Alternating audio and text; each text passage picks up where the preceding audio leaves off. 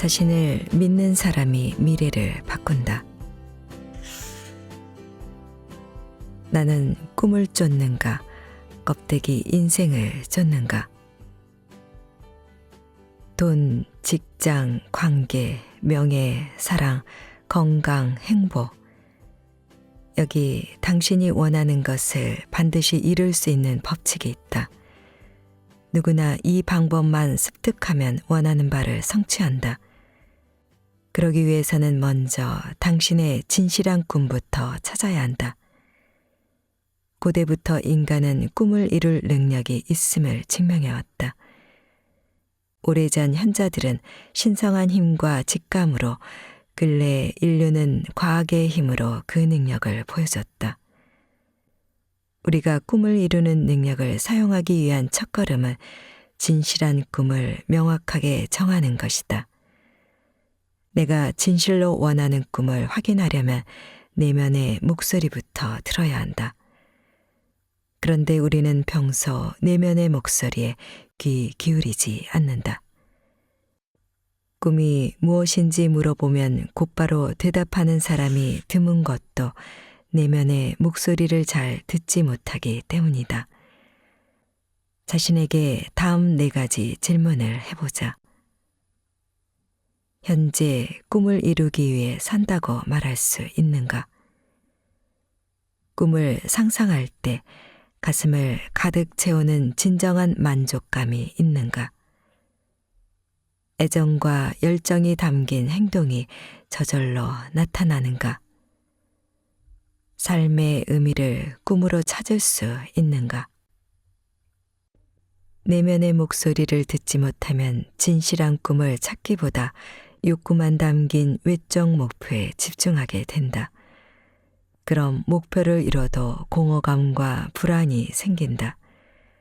목표를 이룬 만족감은 금세 사라지고 기대한 것과 다른 마음이 생겨나는 것을 경험한다. 우연한 기회에 자산이 몇백억 원대인 사업가와 대화를 나눈 적이 있다. 그는 사는 게 통 재미없네요 라며 도무지 하고 싶은 것이 없으니 인생도 너무 심심하다고 했다. 남들이 부러워하는 목표에는 도달했지만 자신의 진정한 자아는 그것을 원하지 않은 것이다. 나는 그가 얼마나 열정적으로 목표를 향해 달려왔는지 알고 있어서 안타까웠다. 그는 평생 밤잠도 제대로 자본 적이 없었다. 당신도 지금 내면을 들여다보라. 이처럼 삶에 쫓겨 껍데기뿐인 인생을 살고 있는가? 억만금 재산보다 중요한 내 안의 외침. 사람들은 부자인 것이 좋으냐고 말한다. 부자인 것이 좋은 건 맞지만 중구 최고 부자인 게 좋은 것은 아니다. 나에 대한 사람들의 기대도 높아지고 너무 많은 압박이 있다. 고통도 엄청나다. 나는 나 자신이 되고 싶다. 알리바바의 창업자 마이는 2014년 미국 CNBC 방송과의 인터뷰에서 이렇게 말했다. 마이는 이후 중국 CCTV의 한 프로그램에 출연해 내 생에 가장 행복했던 시절은 월급 1만 6천 원을 받던 선생님을 하던 때라고 했다. 결국 그는 나의 아름다운 꿈인 교사로 돌아가겠다라며 2018년도에 은퇴를 선언했다. 진정한 자아가 원하는 일이었다. 내 안에 잠든 자아가 일어나 원하는 꿈을 찾아야 한다. 자아와 일치하는 꿈을 찾으면 마음 깊은 곳으로부터 참된 기쁨과 평화, 감사와 만족감이 우러나온다. 그리고 진실로 원하는 꿈이 현실이 될 때 진정한 행복감을 느낄 수 있다. 거장들은 거인이 되기 전 내면의 목소리를 듣고 거듭나는 경우가 많았다. 그 성취는 자신만 행복하게 만드는 것이 아니다. 오랜 시대를 거쳐 후손에게까지 큰 혜택을 준다. 간디, 버락 오바마, 마이클 잭슨 등에게 큰 영향을 준 19세기 미국의 대표적 철학자인 에머슨은 말했다. 현자가 노래하는 창공의 광채보다는 자신의 내면에서 반짝이는 성광을 감지하고 보는 법을 배워라. 인생의 목적은 인간이 자기 자신을 알게 하는 데 있으며 인간은 자신의 내부에 자기를 지배하는 데 필요한 일체의 것을 소장하고 있다. 진실한 꿈을 꾸는 자는 반드시 운명을 거머쥔다.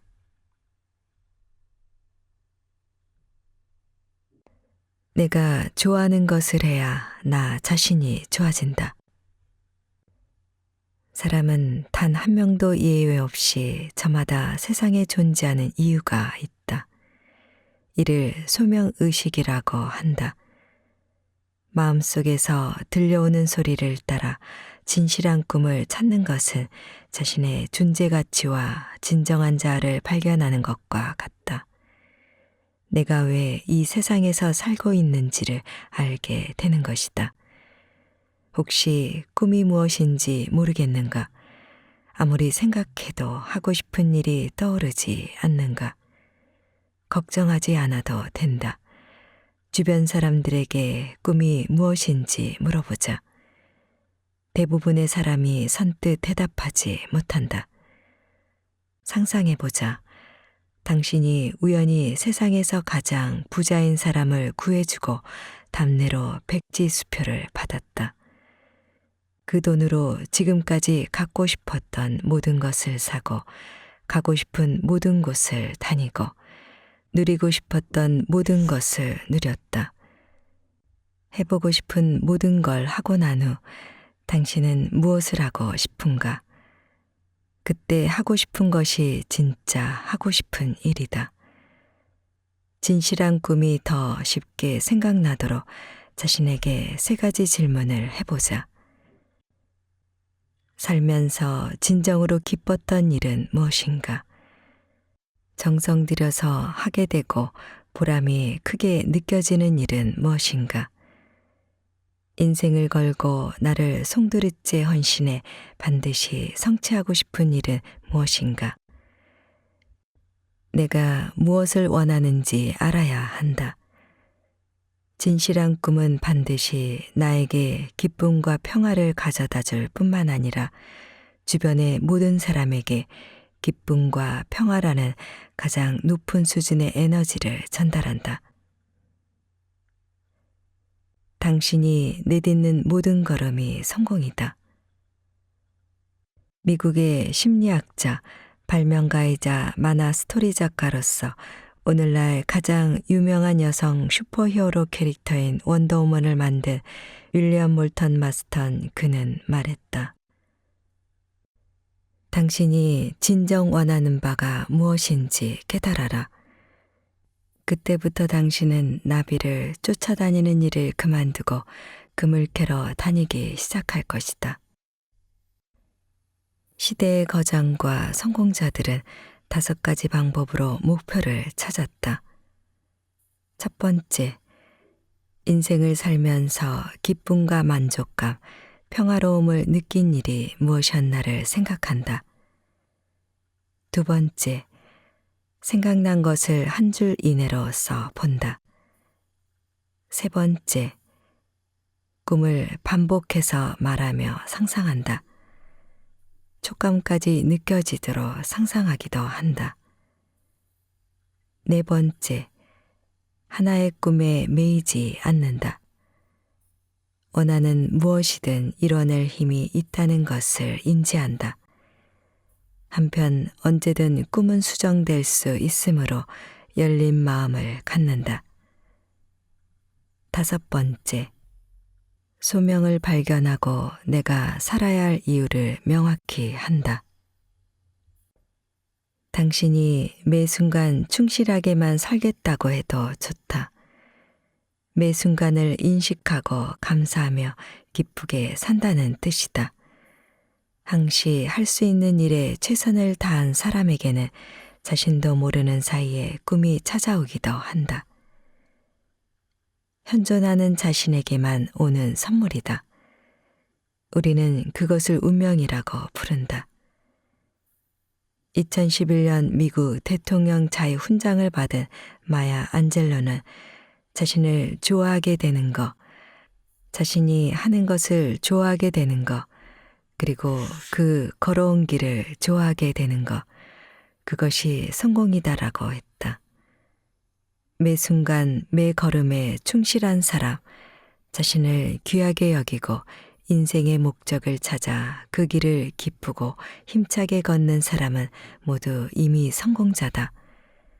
그렇다. 시인 드니스 레보토프의 말처럼 당신의 한 걸음 한 걸음이 도착이다.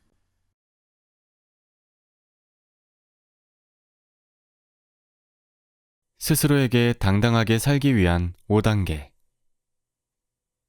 1단계. 스스로의 마음을 청소하라. 마음속에 생각의 쓰레기를 품고 산다는 것은 자해 행위나 다름없다. 생각의 쓰레기란 의미 없는 불만과 후회, 감당할 수 없는 짐을 짊어지고 있는 것, 스스로를 사랑하지 못하고 시간을 흘려보내는 것, 아무런 노력 없이 공짜를 바라거나 자책하는 것 등이다. 이런 행위는 삶에 도움이 되지 않는다.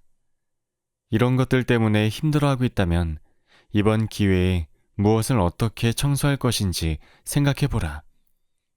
그리고 청소한 그 자리에 자신감을 채워보라. 하고 싶은 일을 당당하게 할 수 있는 기회를 잡을 것이다. 의미 없는 불만은 청산하라. 당당하게 말하지 못하는 자신에게 불만이 있다면 우선은 작은 불만부터 연습해봐라. 불만은 그 자리에서 당당하게 말하라. K씨 커플은 식당에서 밥을 먹다가 반찬이 추가로 필요하면 주로 여친이 말한다. 남친은 소리 높여 종업원을 부르는 것이 쑥스러워 여친이 말하기를 기다린다. 여친은 남친이 직접 말하지 않는 것이 불만스럽다.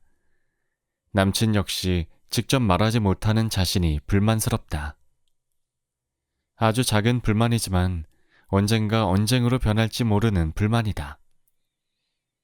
하고 싶은 말을 하지 못해 불만이 계속되면 마음에 응어리가 생긴다. 이런 불만은 전적으로 내 마음속에 생기는 것이다. 나를 모르는 사람들은 남친이 식당에서 종업원을 부르지 못하는 그렇게 소소한 것까지 불만이 되느냐고 말할 수 있다. 그러나 내가 그렇게 느끼면 그것은 나에게는 의미 있는 불만임이 틀림없다. 우리는 어릴 때부터 착한 사람이 되어야 한다는 말을 듣고 살아왔다. 자신의 의견보다 상대방의 말을 먼저 경청해야 한다는 가르침에 세뇌되어 왔다. 이러다 보니 정작 자신의 불만을 말할 타이밍을 잃어버린다. 그리고 타이밍을 놓친 자신을 향해 불만을 터뜨리기도 한다. 불만을 당당하게 말하지 못하는 당신인가? 그렇다면 입만 열면 불만을 말하는 불만쟁이에 도전해보라. 입술이 마음을 그대로 표현하도록 해보라. 사소한 불만이라도 터뜨려보라. 터뜨린 불만이 처리되지 못해도 좋다고 생각하라. 불만이 있어도 불만을 말하지 못하는 그냥 좋은 사람이 되고 싶다면 입을 다물라. 막대해도 되는 만만한 사람이 될 수 있다. 그래도 좋다면 불만이 있어도 참고 웃으라. 힘든 일, 남들이 하기 싫은 일을 당신의 어깨에 지우려 해도 정말 좋은가? 그럴 때는 지금까지 불만으로 생각했던 것을 불만이라 생각하지 말라. 정당한 주장이라고 먼저 자신을 설득시켜라. 권리를 행사하는 것이라 생각하라. 주장할 것을 주장한다고 생각하라. 당당하게 말하지 못하는 자신에게 불만이 있다면 우선은 작은 불만부터 연습해보라. 백화점에서 옷을 샀는데 집에 돌아와 입어보니 마음에 들지 않는다. 바로 백화점으로 가서 다른 옷으로 바꿔달라고 해보라. 판매원은 순순히 다른 옷으로 바꿔준다. 이 말을 못해서 옷을 입을 때마다 불만스러운 마음으로 옷을 바라보면 얼마나 불편하겠는가. 불만의 말은 타이밍을 놓치지 말라. 제때 해소해야 서로의 마음에 앙금이 남지 않는다. 소심한 사람은 불만을 말하고는 괜히 말했다고 후회하기도 한다. 참는 것이 편하다고 한다. 그것은 편한 것이 아니다. 불만의 방을 만들어 그곳에 불만이라는 쓰레기를 쌓아놓았을 뿐이다. 불만의 쓰레기를 만들지 않는 방법은 단 하나다. 불만이 있을 때 당당하게 말하는 것이다. 바로 해소하고 마음에 쌓아두지 않는 것이다. 바꿀 수 없는 불만은 받아들여라. 키 작은 아이가 있었다. 학교에서 줄을 서면 항상 앞줄에 섰다. 아이는 키 작은 것에 불만이었다. 쑥쑥 자라기를 바라며 밥을 많이 먹고 신발에 물을 부어보기도 했다. 어느 날 누군가에게 너의 부모의 키가 크지 않으니 어른이 되어서도 어쩔 수 없다는 말을 들었다. 아이는 어쩔 수 없다는 말을 참을 수가 없어서 소리내 울었다. 당황한 어른들이 아이를 달랬다. 키 작은 사람도 얼마든지 성공한다. 키 작은 배우들을 예로 들어 말했다. 키 작은 나폴레옹이 프랑스의 황제가 되었다. 갖가지 말로 아이를 위로했다. 아이가 커가면서 키에 대한 이야기를 하면 이런 말을 들었다. 바꿀 수 없는 것은 받아들여라. 거부할수록 그만큼 더 힘들어진다.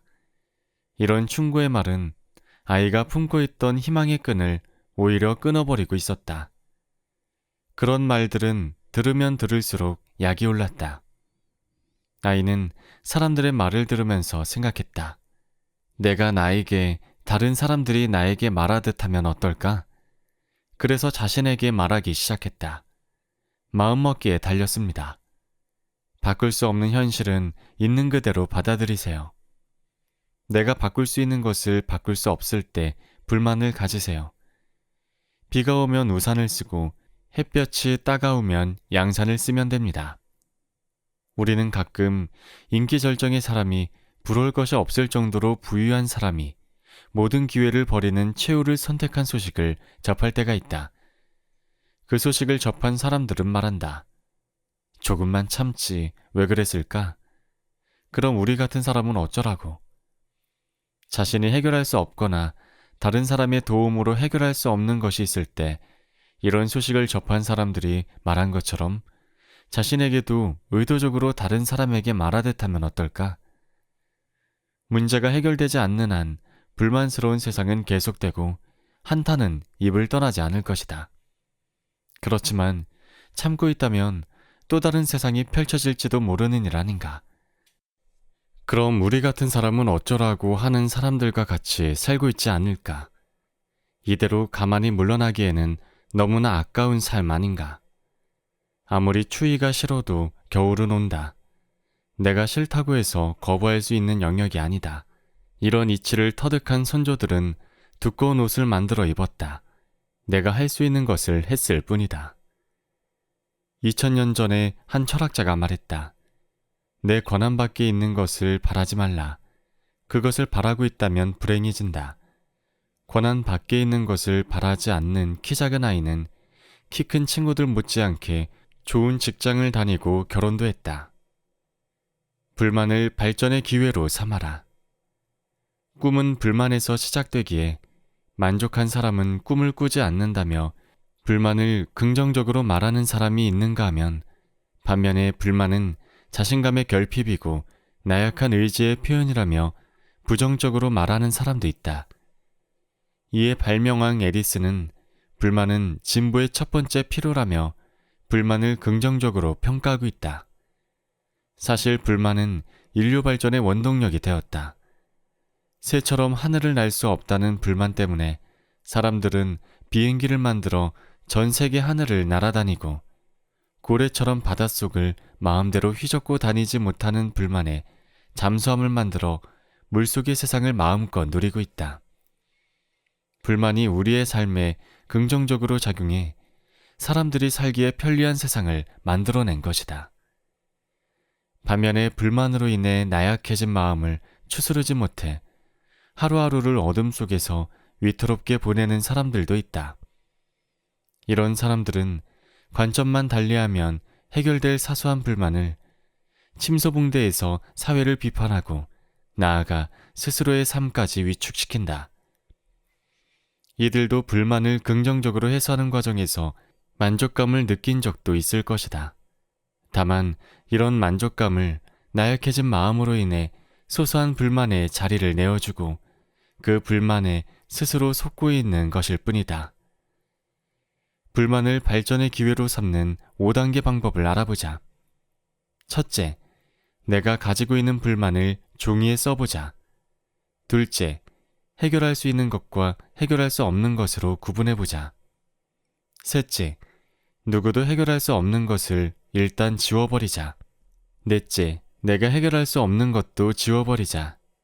다섯째, 내가 해결할 수 있는 것 중에 오늘 해결할 수 있는 것 한 가지만 고르자.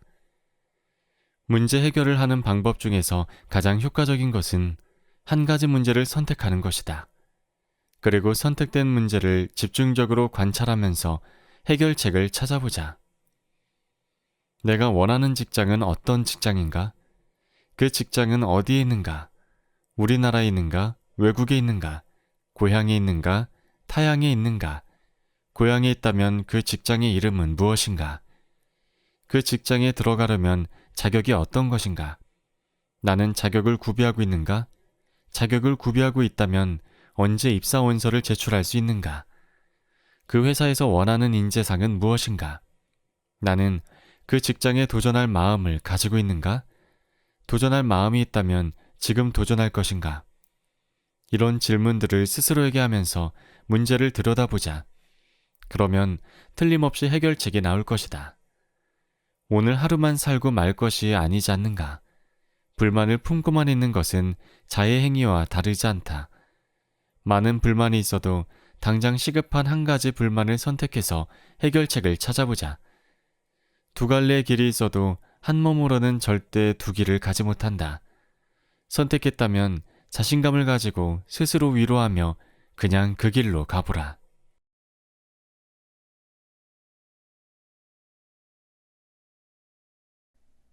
인생도 리셋이 가능하다. 다시 0으로 만들기. 일과를 끝내고 잘 준비를 마쳤다. 포근한 침대에 누워 눈을 감고 잠을 청해본다. 그런데 문득 오늘 내가 한 말과 행동들이 떠오른다. 아까는 아무 생각 없었는데 지금 곰곰이 돌이켜보니 실수를 한 것 같다. 내가 왜 그런 말을 했을까? 내가 왜 그런 행동을 했을까라는 생각에 잠을 설친다.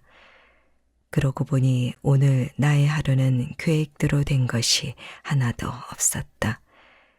오늘의 내가 썩 마음에 들지 않는다. 왜 그랬는지 이해할 수 없는 나의 과거 행동을 다 지우고 싶었던 적이 있지 않은가?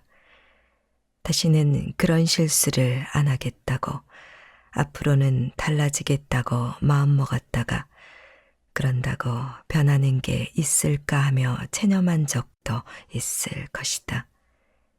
누구에게나 마음에 들지 않는 자신의 모습을 지워버리고 싶어지는 순간은 찾아온다.